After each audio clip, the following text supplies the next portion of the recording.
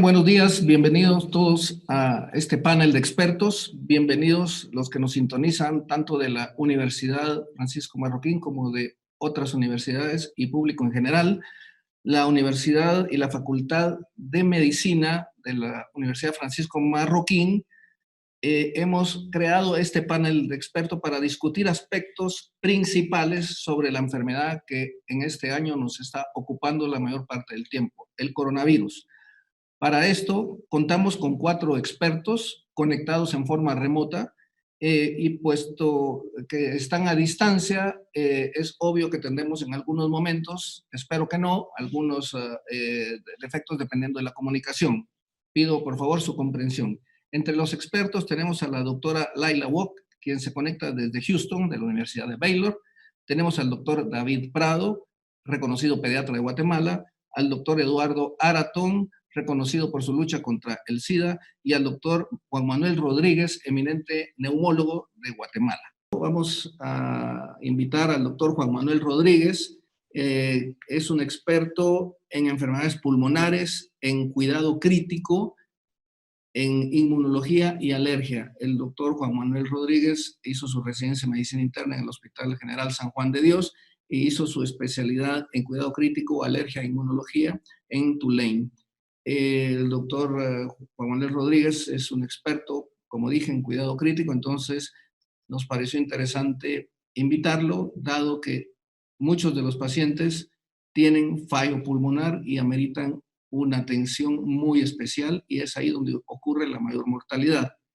Tiene múltiples publicaciones, fue catedrático de la Universidad Francisco Marroquín y es un exitoso neumólogo de Guatemala. Con ustedes, el doctor Rodríguez. Y las manifestaciones respiratorias pues son muy importantes. Vamos a, en este corto tiempo, hablar sobre la clasificación de pacientes y sus manifestaciones clínicas, radiológicas, inflamatorias e inmunológicas por laboratorio. No todos los pacientes son iguales, ya se mencionó anteriormente. Un caso leve será un paciente que tiene síntomas leves sin cambios radiológicos. Moderado ya progresa a más síntomas con evidencia radiológica visible, y severo es el paciente que entra en necesidad de oxígeno o ventilación y progresa rápidamente en sus infiltrados pulmonares en más de 50% en 24 o 48 horas. Y crítico es el peor paciente porque nos va a saturar con la unidad de cuidados intensivos con demanda de ventilación mecánica, se presentará con fallo multiorgánico. La información que tenemos es información de los colegas chinos que han publicado en la literatura occidental, y estos números de 72,000 casos, si ustedes aprecian, acá solo ha habido, por ejemplo, inicialmente un 60% confirmados con el test de laboratorio, pero aproximadamente un 40% que no tenían cómo hacer el diagnóstico confirmatorio. Se basaron en síntomas y por exposición, sin tener test. Otro grupo se hizo la exposición, la forma clínica, pero ya contando con diagnóstico radiológico consistentes con la neumonía de coronavirus. Y el 1% que fueron tratados o fueron vistos con test positivo, pero no tenían síntomas, ni fiebre, ni tos, ni fatiga. 1% de 72,000 casos es una cantidad considerable. Y eso es importante considerar porque este es el caso precisamente de una paciente que estuvo en Wuhan y cuando visitó a su familia contaminó a 5 personas de su familia. Ella totalmente asintomática, sin evidencia de inflamación. La proteína C reactiva es un marcador de inflamación importante que se utiliza en estos casos. Ella estaba totalmente normal y los demás tenían valores altísimos. Acá vemos del lado izquierdo lo que ya se mencionó, cómo esta empezó como una neumonía diagnóstica, no se entendía qué pasaba, y rápidamente, porque eso fue el 26 de diciembre, ya se pudo diagnosticar, pero todos estos casos en azul eran pacientes que no se les contaba un diagnóstico definitivo. Cuando ya se contó con el laboratorio, pues obviamente se confirmó, y estos son casos en ascenso, curvas muy altas porque era una epidemia. Las manifestaciones clínicas, 90% va a ser fiebre y tos seca. Sin embargo, si esto progresa, ya es manifestada por dificultad respiratoria, es un caso más serio. Se ha reportado recientemente por los otorrinos tanto de Francia como de Inglaterra la pérdida del olfato. La pérdida del olfato se llama anosmia si esto se presenta en condición de no catarro y en condición de no obstrucción nasal, sino solo pérdida del olfato puede ser un signo temprano, igual que la pérdida del gusto. Ahora, algunos pacientes se han presentado con diarrea y dolor de garganta y picor de garganta. Dolor de garganta fue un criterio que se vio en los pacientes que fueron a intensivo, pacientes graves. Sin embargo, el picor de garganta pues no es una cuestión para alarmarse si ustedes no tienen ninguno de los demás síntomas. Algunos se han sentido mareados, han tenido síncope y dolor de cabeza. Ahora, en un grupo de pacientes hospitalizados, imagínense, en 552 hospitales en 30 provincias, muy importante que la fiebre solo se vio en un 44% inicialmente. Sobre el curso de la enfermedad, pues se presentó ya en un 90%, y la tos se vio prácticamente en 2 de 3. El periodo de incubación en este grupo reportado siempre de estos pacientes es prácticamente 4 días, y en Estados Unidos se ha centralizado la información estadística en la Universidad Johns Hopkins. Ellos, usando todos los datos que se han colaborado, porque los chinos dieron sus datos abiertos también, establecieron un periodo de incubación aproximadamente de 5 días, más o menos de 2 a 14, y para ser hospitalizados, el 100% estaban más o menos en 9 días. El paciente hospitalizado puede estarse enfermando tan rápidamente como en 24 horas. Ok, aquí tenemos el curso del primer paciente diagnosticado en Estados Unidos, quien regresó de China, y él, por las noticias, supo que había una enfermedad. Él se sintió que tenía fiebre, consultó a un centro de urgencias, donde primariamente lo mandaron a su casa, pero le hicieron el análisis y lo mandaron a llamar, lo hospitalizaron en un lugar donde estaba en filtro de aire.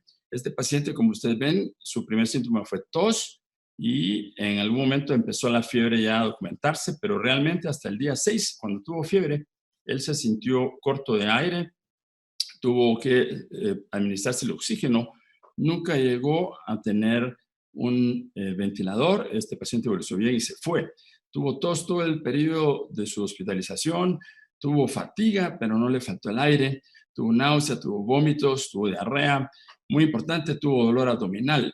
Aquí es importante mencionar que el dolor abdominal es parte de una manifestación con un virus que, si no tiene lo demás, pareciera no ser entonces contagioso, pero en el hospital de China, un paciente que mientras lo estudiaban por dolor abdominal, contaminó 10 personas más del sistema de salud. Mencionamos que entonces las imágenes son muy importantes. Idealmente podría ser una tomografía de alta resolución el diagnóstico temprano. No contamos con tantas, pero el hospital de zona 9 del Parque de la Industria tiene 4 tomógrafos. Las radiografías entonces van a ser el arma inicial y, por supuesto, día a día en intensivo.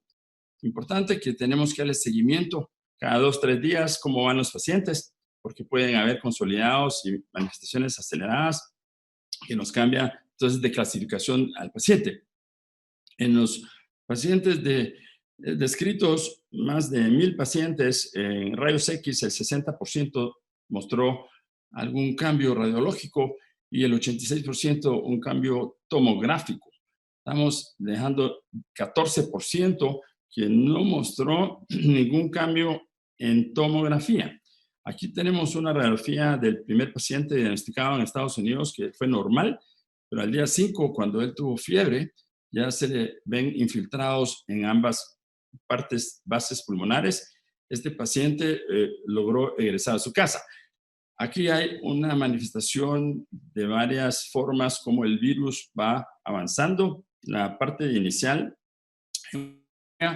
usualmente del lado derecho, se va a observar lo que se llama vidrio despulido o ground glass. Cuando avanza la enfermedad, va hacia los 2 pulmones. Aparte del cambio de vidrio despulido, aparecen engrosamiento septal interlocular, y estas imágenes que se describen como crazy paving, que es más que todo como una forma de calle adoctrinada, las calles de la Antigua. Al avanzar la enfermedad, hace unos infiltrados que ya son consolidados con broncoedema aéreo y engrosamiento de las pleuras. Este es el curso que tuvo un paciente mayor con diabetes y con hipertensión. Inicialmente un infiltrado basal, tanto derecho y pequeño izquierdo, pero ya para el día 15 este paciente había empeorado hacia ambos pulmones y el día 18 estaba con derrames pleurales consolidados. Este paciente eventualmente murió. No siendo así el caso de esta paciente que ingresó con consolidados y broncoedema aéreo, poca cantidad de ground glass o vidrio despulido. Al día 7 manifestó un poquito más de vidrio despulido, pero la evolución fue muy satisfactoria. Esta paciente egresó y no tuvo complicaciones al final. En este estudio de radiología, predominantemente 81 pacientes, 15 fueron diagnosticados únicamente por tomografía, no por diagnóstico de laboratorio. En los casos críticos, mencionamos que estos tienen 3 fases. Una etapa temprana donde un paciente se le debe ofrecer lo que pueda ser el máximo tratamiento para que no se nos muera. Aquí existe lo que se llama el índice de oxígeno, lo que se le mide al paciente con lo que se le aporta. Normalmente una persona sana tiene un índice de 500. Cuando ya estamos debajo de 150 y 100, ya requerimos oxígeno y según eso empeora, vamos hacia un ventilador. Y si tenemos un índice de menos de 60, los ventiladores ya no funcionan y es necesario entonces lo que se llama una oxigenación extracorpórea y hay un fallo de todos los órganos y se necesita entonces el soporte de tecnología muy avanzada que no contamos en Guatemala. Esta es la evolución de lo que llamamos de un pulmón blanco. Tenemos todo el infiltrado pulmonar, prácticamente áreas muy pequeñas de tejido sano, y esto es un paciente que evolucionó y falleció, no hubo respuesta. Aquí hay 2 gráficas interesantes. La de arriba es sobrevivientes y no sobrevivientes. Resalta en estas gráficas, esta línea roja son los pacientes que fueron ventilados. En 32 pacientes, solo 1 sobrevivió. O sea que estar ventilado es un signo de mal pronóstico. Ustedes pueden apreciar que esta línea gris, durante todo el curso de la hospitalización en los 2 grupos, el test de laboratorio para RNA SARS-CoV-2 fue positivo. No sabemos cuánto es lo que puede durar. Algunos han sido hasta 37 días que pueden ser positivos. El promedio de los pacientes para fallecimientos fue de 18 días y para los que progresaron y sobrevivieron fue de 21 días. Es importante que debemos medir la respuesta inflamatoria de los pacientes. La proteína C reactiva es el marcador más importante, que va a estar elevada. La procalcitonina es un marcador que usualmente es normal cuando se trata de una infección viral. Y si la encontramos elevada, va a ser en pacientes que puedan tener entonces una sobreinfección. La ferritina es otro marcador, como el dímero D, los linfocitos y la DHL, la troponina, que vamos a ver ahí más adelante. Quiero enfatizar es que estas se llaman interleuquinas y son citocinas que no podemos nosotros medir en Guatemala. Esta gráfica en rojo muestra los pacientes que fallecieron, los no sobrevivientes, versus los que sobrevivieron.